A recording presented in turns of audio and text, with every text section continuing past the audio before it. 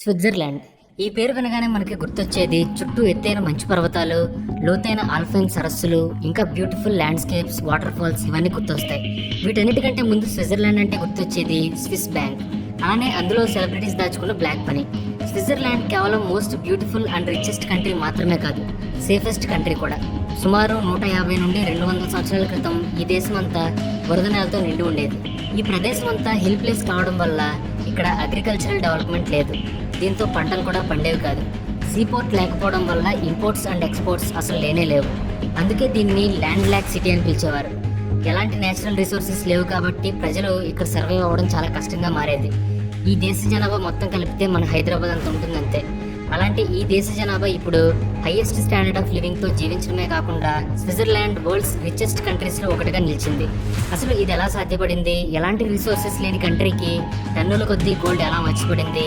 ప్రపంచంలోనే most powerful ఆర్మీని కలిగి ఉన్నప్పటికీ వార్ న్యూట్రాలిటీని ఎందుకు పాటించింది? స్విట్జర్లాండ్ గురించి ఇలాంటి టాప్ 10 మైండ్ బ్లోయింగ్ ఫ్యాక్ట్స్ ఏంటో ఇప్పుడు ఈ వీడియోలో చూద్దాం. ముందుగా నెంబర్ 10, టూరిజం. ఆల్రెడీ ఇందాక మనం చెప్పుకున్నట్టు స్విట్జర్లాండ్ ఒక న్యాచురల్ బ్యూటీ కంట్రీ. మంచు పర్వతాలు, గ్రీన్ ల్యాండ్స్కేప్స్, లేక్స్, వ్యాలీస్, ఫారెస్ట్లు, వాటర్ ఫాల్స్ ఇలా చెప్పుకుంటూ పోతే ఒకటేమిటి స్విట్జర్లాండ్లో చాలా మ్యాటర్ ఉంది. మరి అలాంటి స్విట్జర్లాండ్ టూరిస్టులకి ఒక డెస్టినేషన్గా మారింది అనడంలో ఎంత మాత్రం ఆశ్చర్యం లేదు. ఇక్కడ మంచు ఎక్కువగా పడుతూ ఉండటం వల్ల మంచు కొండల మధ్య స్నో గేమ్స్ ఎక్కువగా జరుగుతూ ఉంటాయి. వీటిలో మౌంటైనీరింగ్, స్కీయింగ్, స్లెడ్జింగ్, స్నోబోర్డింగ్ వంటి ముఖ్యమైనవి. స్విట్జర్లాండ్లో మొత్తం 7,000కు పైగా లేక్స్ ఉన్నాయి. ఇక్కడ ఉన్న రైనే వాటర్ ఫాల్ చాలా ప్రత్యేకమైంది. ఈ వాటర్ ఫాల్కి కింద ఉన్న నదిలో బోటింగ్ చాలా బాగుంటుంది కూడా. ఈ వాటర్ ఫాల్కి దగ్గరలోనే న్యూ హసన్ కేవ్స్ ఉన్నాయి. వీటిని చూసేందుకు ఎంతోమంది టూరిస్టులు ఇక్కడికి వస్తూ ఉంటారు. స్విట్జర్లాండ్లో మొత్తం 1,111 మ్యూజియంస్ ఉన్నాయి. ఈ మ్యూజియంస్ చూడడానికి నెలకి దాదాపు 10 లక్షల మంది టూరిస్టులు వస్తూ ఉంటారు. ఇక most beautiful and costliest city అయిన జ్యూరిచ్ సిటీని విజిట్ చేయడానికి టూరిస్టులు విపరీతంగా వస్తూ ఉంటారు. ఎందుకంటే లిమ్మాట్ అనే నది ఒడ్డున ఈ సిటీని నిర్మించడం జరిగింది. నైట్ టైం లైటింగ్లో ఈ సిటీని చూడడానికి 2 కళ్ళు చాలవు, అంత బ్యూటిఫుల్గా ఉంటుంది. ఇక్కడే museum, FIFA world football museum, botanical park, prayer halls ఇలా చూడటానికి చాలా ఉన్నాయి. అందుకే దీన్ని బెస్ట్ టూరిస్ట్ స్పాట్గా చెప్పుకుంటూ ఉంటారు. అలాగే డ్రాగన్ జర్నీ అని పిలువబడే కేబుల్ బస్ జర్నీ, ఇది లోయలో నదుల మీద నుండి పిలాటూన్ మౌంటైన్ పీక్ పైకి ఉంటుంది. ఇవే కాకుండా ఇంకా మరెన్నో టూరిస్ట్ ప్లేస్లకి బెస్ట్ డెస్టినేషన్గా నిలిచింది Switzerland.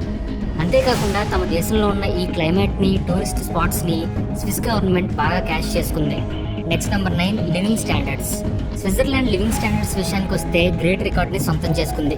World wide happiest ever living అంటే స్విస్ ప్రజలనే చెప్పుకోవాలి. అందుకే హ్యాపీనెస్ ఇండెక్స్లో కూడా 8th ప్లేస్లో ఉంది. ఇక్కడ లాండ్ ఆర్డర్ కూడా చాలా బాగుంటుంది. అందుకే గ్లోబల్ పీస్ ఇండెక్స్లో 5th ప్లేస్లో ఉంది. క్రైమ్ రేటింగ్ చాలా తక్కువ. అందుకే కరప్షన్ అండ్ పర్సెప్షన్ ఇండెక్స్లో ఇది 3rd ప్లేస్లో ఉంది. ఇక్కడ న్యాచురల్ రిసోర్సెస్ అసలు లేనప్పటికీ కూడా ఫైనాన్షియల్ రిసోర్సెస్ చాలా స్ట్రాంగ్గా ఉంటాయి. ఈ ప్రకారంగా చూస్తే ప్రాస్పెరిటీ ఇండెక్స్లో 2nd ప్లేస్లో ఉంది. హ్యూమన్ డెవలప్మెంట్ ఇండెక్స్లో 2nd ప్లేస్లో ఉంది. న్యూ ఐడియాస్, న్యూ ఇన్నోవేషన్స్తో దేశాన్ని ముందుకు నడపడంలో ఎప్పుడూ ముందుంటుంది ఈ దేశం. అందుకే ఇన్నోవేషన్ ఇండెక్స్లో కూడా 1st ప్లేస్లో ఉంది. స్విట్జర్లాండ్లో టోటల్ పాపులేషన్ సుమారు 56 లక్షలు ఉంటుంది. ఇక్కడ క్రైమ్ రేటింగ్ చాలా తక్కువగా ఉంటుంది. అవినీతి అనేది అసలు లేనే లేదు. ప్రశాంతమైన వాతావరణంలో ప్రజలందరూ జీవిస్తూ ఉంటారు. ప్రతి ఒక్కరికి చేయడానికి ఏదో ఒక పని ఉంటుంది. దీంతో అన్ఎంప్లాయ్మెంట్ అనేది అసలు ఉండనే ఉండదు. కొత్తగా ఏదైనా ఒక స్టార్టప్ పెట్టాలని ఎవరైనా భావిస్తే వారికి స్విస్ గవర్నమెంట్ సపోర్ట్ చేస్తుంది. ప్రజలంతా రూల్స్ని పాటిస్తారు. ప్రభుత్వం కూడా ప్రజలకి ఎప్పటికప్పుడు ఫెసిలిటీస్ని పెంచే పనిలో ఉంటుంది. అందుకే ఇక్కడ ప్రజలు ఎంతో హ్యాపీగా గడుపుతూ ఉంటారు. స్విస్ ప్రజల ఎడ్యుకేషన్ స్టాండర్డ్స్ కూడా హై లెవెల్లో ఉంటాయి. పిల్లలపై ఎలాంటి బర్డెన్ లేకుండా ఇక్కడ ఎడ్యుకేషన్ ఉంటుంది. పిల్లలు స్కూల్కి వెళ్ళాలంటే ఒక పండుగలా ఫీల్ అవుతారే తప్ప ఎగ్జామ్ ఫియర్స్ అసలు ఉండవు. ఇలాంటి హయ్యర్ స్టాండర్డ్స్ ఉన్నాయి కాబట్టి వరల్డ్ వైడ్గా Switzerland one of the best countries అయింది. Next number 8, chocolate manufacturer. ప్రపంచంలో అన్ని దేశాల కంటే చాక్లెట్స్ని ఎక్కువగా తినేది స్విస్ దేశీయులే. అది ఎంతలా అంటే ఒక్కో వ్యక్తి సంవత్సరానికి 11 కిలోల చొప్పున చాక్లెట్స్ తింటూ ఉంటారు. కాంచింగ్ అండ్ టెంపరింగ్ అనే 2 డిఫరెంట్ టెక్నిక్స్ని యూజ్ చేసి ప్రపంచంలోనే మొట్టమొదటిసారిగా ఈ చాక్లెట్స్ని తయారు చేయడం మొదలుపెట్టింది స్విట్జర్లాండే. 1867లో స్విస్ బిజినెస్ మ్యాన్ అయిన హెన్రీ నెస్లే లాంచ్ చేసిన నెస్లే కంపెనీ ప్రపంచంలోని కాఫీ మరియు కోకో బీన్ పంటల్లో ఏటా దాదాపు 10%ని కొనుగోలు చేస్తుంది. స్విస్ చాక్లెట్ మేకర్స్ అయిన డానియల్ పీటర్ మరియు హెన్రీ నెస్లే కలిసి 1875లో నెస్లే మిల్క్ చాక్లెట్ని ఇన్వెంట్ చేశారు. ఆ తర్వాత 1938లో ఈ company world's first instant coffee అయిన నెస్కెఫేని లాంచ్ చేసింది. ఇక స్విస్ చాక్లెట్ కంపెనీ అయిన డిలాఫీ గోల్డ్ చాక్లెట్స్ని కూడా డెవలప్ చేసింది. ఈ చాక్లెట్ బార్స్ గోల్డ్ కవరింగ్తో ఉండి తినడానికి చాలా టేస్టీగా ఉంటాయి. 1985లో వరల్డ్స్ లార్జెస్ట్ మెరింగ్యూని స్విస్ విలేజర్స్ తయారు చేశారు. ఇందులో 2500 గుడ్లు 120 కిలోల షుగర్ కలిపి స్పెషల్గా బేక్ చేశారు. దీన్ని మొత్తం 3 గంటల్లో రెడీ చేశారు. ఈ pudding Guinness book of world రికార్డ్స్లో ప్లేస్ దక్కించుకుంది. ఈ విధంగా స్విట్జర్లాండ్ హై క్వాలిటీ చాక్లెట్స్ని తయారు చేయడంలో ఇంటర్నేషనల్ వైడ్ ఫేమస్ అయింది. Next number 7, new innovations. Global innovation index ప్రకారం స్విట్జర్లాండ్ వరల్డ్స్ మోస్ట్ ఇన్నోవేటివ్ కంట్రీగా ఉంది. ఈ ప్రకారంగా చూస్తే ఎలక్ట్రానిక్ సెక్టార్లో వాటర్ ప్రూఫ్ వాచ్లని ఫస్ట్ టైం ఇన్వెంట్ చేసింది స్విస్ దేశీయులే. దీన్ని 1927లో రోలెక్స్ కంపెనీ తయారు చేసి ప్రపంచానికి పరిచయం చేసింది. అప్పటి నుండి ఇది స్విట్జర్లాండ్లో ఉన్న మోస్ట్ సక్సెస్ఫుల్ ఇండస్ట్రీస్లో ఒకటిగా నిలిచింది. ఇంటర్నెట్ సెక్టార్లో ఇప్పుడు మనందరం ఉపయోగిస్తున్న వరల్డ్ వైడ్ వెబ్ని మొట్టమొదటిసారి టిమ్ బెర్నర్స్-లీ అనే వ్యక్తి 1989లో ఇన్వెంట్ చేయడం జరిగింది. ఏవియేషన్ సెక్టార్లో ఎలాంటి ఫ్యూయల్ కానీ బ్యాటరీ పవర్ కానీ యూజ్ చేయకుండా కేవలం సోలార్తో నడిచే ఎయిర్ క్రాఫ్ట్ని 2009లో తయారు చేశారు. దీని పేరు సోలార్ ఇంపల్స్ 2. ఇది ప్రపంచంలోనే మొట్టమొదటి సోలార్ పవర్ ఎయిర్ క్రాఫ్ట్. సాధారణంగా ఆన్లైన్ ప్రెజెంటేషన్స్ అన్ని మైక్రోసాఫ్ట్ పవర్ పాయింట్లోనే జరుగుతూ ఉంటాయి. కానీ పవర్ పాయింట్ అనేది మోస్ట్ హార్మ్ఫుల్ అని స్విస్ ప్రజలు నమ్ముతూ ఉంటారు. అందుకే యాంటీ పవర్ పాయింట్ పార్టీ లేదా ఏపీపీపీ అనే పేరుతో ఒక టీం వర్క్ చేస్తూ ఉంటుంది. ఈ టీం ప్రొఫెషనల్ ప్రెజెంటేషన్స్లో ఉపయోగించే పవర్ పాయింట్ యూసేజ్ని తగ్గిస్తుంది. ఇవే కాకుండా ఫాస్ట్ ఫుడ్ సెక్టార్లో మ్యాగీని ఇన్వెంట్ చేసింది కూడా స్విట్జర్లాండ్. ఈ మ్యాగీకి వరల్డ్ వైడ్గా ఫ్యాన్స్ ఉన్న సంగతి తెలిసిందే. అలాగే టెక్స్టైల్ సెక్టార్లో కాటన్ ఫ్యాబ్రిక్కి ఎక్కువ ఇంపార్టెన్స్ ఇచ్చేది స్విట్జర్లాండ్. ఫార్మా సెక్టార్లో ఉండే నోవార్టిస్ కంపెనీ కూడా స్విస్ దేశీయులదే. మ్యానుఫ్యాక్చరింగ్ సెక్టార్లో Velcro straps, cellophane sheets, Swiss army knifes వంటివి ఇన్వెంట్ చేశారు. ఇంకా మెంటల్ డిసీజెస్ని క్యూర్ చేయడం కోసం ఉపయోగించే LSD గురించి అక్కడ సైంటిస్టులు పరిశోధనలు చేస్తూ ఉన్నారు. న్యూ ఇన్నోవేషన్స్లో ఇలా ఎన్నో విధాలుగా స్విస్ దేశం ముందుంది. అంతేకాకుండా 2018లో గ్లోబల్ ఇన్నోవేషన్ ఇండెక్స్లో స్విట్జర్లాండ్ వరల్డ్స్ మోస్ట్ ఇన్నోవేటివ్ కంట్రీగా వరుసగా 8వ సంవత్సరం మొదటి స్థానంలో నిలిచింది. Next number 6, war neutrality. Switzerland దేశం మొదటి నుండి కూడా యుద్ధానికి వ్యతిరేకంగా ఉండేది. తమ పక్క దేశమైన జర్మనీ మొదలుపెట్టిన సెకండ్ వరల్డ్ వార్లో కూడా పాల్గొనలేదు. ఇలా యాంటీ వార్ పాలసీతో ఎంతో కమిట్మెంట్తో ఉంటారు. నిజానికి స్విట్జర్లాండ్ ఎప్పటి నుండో వార్ న్యూట్రాలిటీలో ఉంది. వార్ న్యూట్రాలిటీ అంటే వార్లో పాల్గొనే దేశాలు చుట్టుపక్కల ఎన్ని ఉన్నా కూడా ఏ దేశానికి సపోర్ట్ చేయకుండా న్యూట్రల్గా ఉండటం. సెకండ్ వరల్డ్ వార్ టైంలో కూడా స్విట్జర్లాండ్ ఇదే పాలసీతో ఉంది. దీంతో ప్రపంచ దేశాలన్నీ యుద్ధం వల్ల ఎంతో నష్టపోతే స్విట్జర్లాండ్ మాత్రం డెవలప్ అవుతూ వచ్చింది. అందుకే స్విట్జర్లాండ్ ఇంతగా డెవలప్ అవడానికి గల ముఖ్య కారణాల్లో ఆ దేశానికి ఉన్న వార్ న్యూట్రాలిటీ కూడా ఒకటి. స్విట్జర్లాండ్ దేశం డైరెక్ట్గా యుద్ధంలో పాల్గొనకపోయినా స్ట్రాంగ్ ఆర్మీ పవర్ని కలిగి ఉంది. ఎందుకంటే దీనివల్ల శత్రు దేశాల దాడి నుండి తమను తాము ప్రొటెక్ట్ చేసుకోగలుగుతుంది. సెల్ఫ్ సెక్యూరిటీ కోసం ఈ దేశం ఆర్మీని కలిగి ఉంది. ఈ ఆర్మీ ప్రపంచంలోనే మోస్ట్ పవర్ఫుల్ ఆర్మీ లిస్ట్లో 30th ప్లేస్లో ఉంది. Next number 5, bombs in the borders. Switzerland war న్యూట్రాలిటీతో ఉన్నప్పటికీ ఎనీ టైం అలర్ట్గానే ఉంటుంది.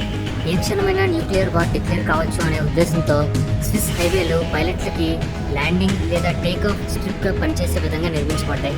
శత్రు దేశాలు ఊహించిన విధంగా అటాక్ చేసినప్పుడు Swiss major highway, bridge, railway వంటి డిస్మాంటిల్ చేసే విధంగా కంట్రీ డిఫెన్స్ స్ట్రాటజీస్ ఉంటాయి. నేషనల్ వైడ్గా మొత్తం 3000 లొకేషన్స్ ఇలా ఒకే ఒక్క కాల్తో ఎక్స్ప్లోర్ చేయడానికి రెడీగా ఉన్నాయి. స్విస్ మిలిటరీ ఫుల్గా లోడ్ చేసిన ఫిరంగుల్ని, బంకర్లని ప్రజలు నివసించే ఇళ్ల మధ్య సీక్రెట్గా ఉంచుతారు. ఇందుకు గాను దేశంలో నివసించే ప్రజలు ఎవరైనా సరే తమ ఇంట్లో కానీ లేదా నియరెస్ట్ ప్లేస్లో కానీ వాటికి షెల్టర్ ఇచ్చే విధంగా ఉండాలి. అందుకు ఇక్కడి లా కూడా పర్మిషన్ ఇస్తుంది. స్విస్ దేశాన్ని బ్లాక్ చేయాలంటే శత్రు సైన్యం చాలా తక్కువ మంది మాత్రమే రావాల్సి ఉంటుంది. ఎందుకంటే ఇక్కడి రోడ్లు కానీ టన్నెల్స్ కానీ మొత్తం స్టీల్ రాడ్స్ని కలిగి ఉంటాయి. ఎనిమీ ఆర్మీ వీటిని టచ్ చేయగానే లోపలికి అడుగు పెట్టకుండా వీళ్ళని బార్డర్లోనే అటాక్ చేస్తుంది స్విస్ ఆర్మీ. అలాగే ఏళ్ల తరబడి ఉన్న మహావృక్షాలని వేళ్లతో సహా పీకేసి రోడ్డుకి అడ్డంగా వేస్తారు. దీంతో ఆ రోడ్డు దాటడం వాళ్ళకి కష్టమవుతుంది. ఇంకా వార్ డిక్లేర్ అయినట్లయితే బార్డర్స్ మొత్తం 1 గంటలోపే ఆర్మీ వెహికల్స్తో బ్లాక్ చేసేస్తాయి. అన్ని బ్రిడ్జిల కింద బాంబులతో ఫుల్ఫిల్ అయిన బాక్సెస్ ఉంచుతారు. ట్యాంక్ బంకర్ల కోసం పర్వత ప్రాంతాలన్నీ ఖాళీ చేయబడతాయి. ఇలా ఎప్పటికప్పుడు బార్డర్స్లో శత్రువుల ఉనికిని అంచనా వేస్తూ ఉంటుంది స్విస్ ఆర్మీ. ఇది మాత్రమే కాకుండా స్విట్జర్లాండ్ బార్డర్స్లో న్యూక్లియర్ రీసెర్చ్కి సంబంధించిన ఆర్గనైజేషన్ కూడా ఉంది. Next number 4, Nazi gold. Second world war టైంలో జర్మనీలోని నాజీ లీడర్స్ టన్నుల కొద్దీ బంగారాన్ని ఎక్కువ మొత్తంలో నగదుని స్విస్ బ్యాంక్లో డిపాజిట్ చేశారు. ఈ సమయంలో నాజీ జర్మనీ విదేశీ ప్రభుత్వాల నుండి సుమారు $550 మిలియన్ బంగారాన్ని స్వాధీనం చేసుకుంది. ఇందులో బెల్జియం నుండి $223 మిలియన్, నెదర్లాండ్స్ నుండి $193 మిలియన్ స్వాధీనం చేసుకుంది. అయితే ఈ మొత్తం సొమ్ములో ప్రైవేట్ పర్సన్స్ లేదా కంపెనీస్ నుండి మాత్రం ఎలాంటి సొమ్ము దోచుకోలేదు. ఈ సొమ్మంతా స్విస్ బ్యాంకులో పెద్ద మొత్తంలో జమ అయింది. దీంతో యుద్ధం తర్వాత కూడా 2 దశాబ్దాల వరకు ఈ సొమ్ముతో స్విస్ బ్యాంక్ బిజినెస్ చేస్తూ వచ్చింది. అప్పటి నుండి అసెట్స్ని సేఫ్గా స్టోర్ చేసే అతిపెద్ద బ్యాంక్గా స్విస్ బ్యాంక్ ఫేమస్ అయింది. అంతేకాకుండా దీనికి ఉన్న అతిపెద్ద క్లయింట్స్లో స్విస్ గవర్నమెంట్ కూడా ఒకటి. ఇక యుద్ధానికి ముందు యూరప్లో లార్జెస్ట్ గోల్డ్ డిస్ట్రిబ్యూషన్ సెంటర్గా ఉన్న Swiss national bank Nazi Germany loot చేసిన గోల్డ్ని పారవేసిందని, దాచిపెట్టిందని ఇలా రకరకాల ఆరోపణలు వచ్చాయి.